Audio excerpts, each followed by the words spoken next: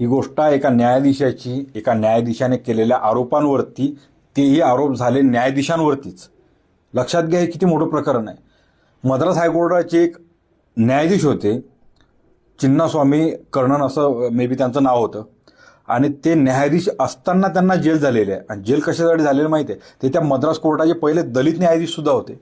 आणि त्यांनी आरोप केले होते की हायकोर्ट आणि सुप्रीम कोर्टमध्ये काही न्यायाधीश भ्रष्टाचार करत आहेत आणि या भ्रष्टाचाराच्या पैशातून ते आपल्या गोष्टी भागवत आहेत, आणि हा भ्रष्टाचार फार मोठ्या लेवलचा आहे.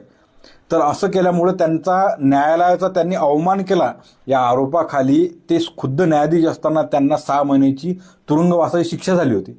आणि तुरुंगवासाची शिक्षा भोगून आल्यानंतर त्यांनी नरेंद्र मोदींना पत्र वगैरे व्यवहार केला होता, पत्र वगैरे लिहिलं होतं. आणि ते न्यायाधीश असतानाच, एक न्यायाधीश खुद्द असतानाच त्यांना जेल व्हावं, ही भारताच्या इतिहासातली पहिली केस होती. कारण की त्यांनी न्यायाधीशांवरतीच आरोप केले होते, त्यांनी लाच घेतली म्हणून.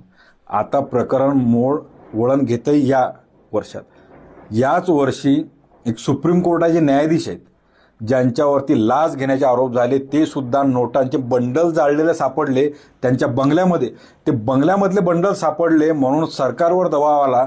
पार्लमेंटमध्ये सरकारला स्वतःला त्या न्यायाधीशांच्या विरोधात महाभियोग आणि ती सगळी प्रक्रिया करावी लागली आणि त्यांना पदावरून मुक्त करावं लागलं, त्यांच्यावर केस दाखल करावं लागली. त्यांनी लाच घेतली म्हणून.